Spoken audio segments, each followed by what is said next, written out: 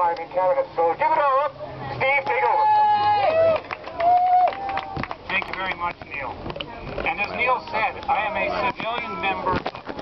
No, you're going to go up and get some. From what? Just give it up. No, go ahead. I think I'm pressing the button, is that right? I already got one. Okay.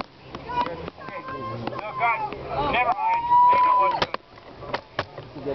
As Neil said, I'm a civilian member of LEAP, and that is very important because the speakers of LEAP and the law enforcement he's members giving out of joints, LEAP and I already got mine. and the men from the Vancouver Police right there? Department Okay. who are here with us today, I'll hold it. they have an experience. All these people have an experience which I do not have. The law enforcement members of LEAP, the speakers of LEAP, of which I am not one, and the police officers who helped us today, they go to work every day under an obligation and a duty to serve and protect. And I thank them and recognize them for that commitment that they make in their jobs every day. Thank you. Yeah! Thank you! Now, I speak as a civilian member of LEAP. I also speak as a parent. I speak as a business person with an MBA who has worked for 30 years in business, and I speak as a taxpayer. And I'm not here to defend or to support cannabis.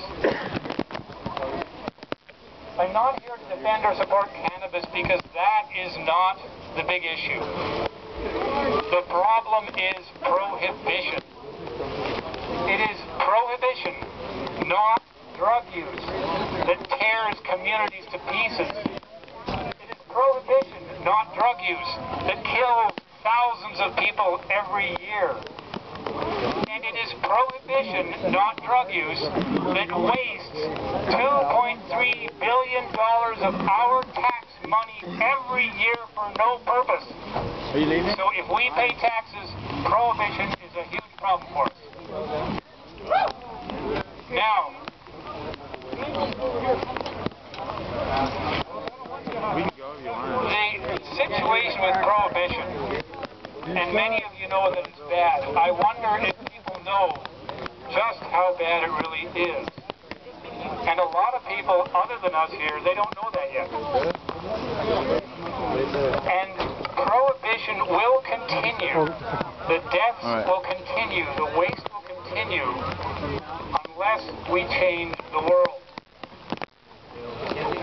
And the only way we change the world is by taking the people we know and taking everyone through the 3 stages of understanding prohibition.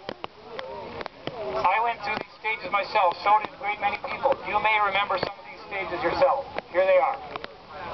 First, the first stage of prohibition understanding is when you believe prohibition is good. And there are millions of people out there who believe prohibition is good, and their heart is actually in the right place. They believe prohibition is good because they believe that prohibition will reduce the supply of drugs. They believe that prohibition will reduce abuse. They believe that prohibition will reduce addiction. And they want to reduce abuse and addiction because it hurts people. What they don't understand is that prohibition does not do any of those things. It sounds like it should. People want to believe that it would, but it does not. Prohibition increases drug use and abuse. Prohibition does nothing at all to reduce it. Prohibition increases supply.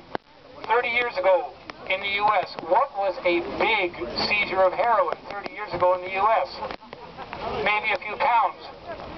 A big seizure of heroin now in the U.S. is tons. Yeah, several tons. Prohibition increased the supply.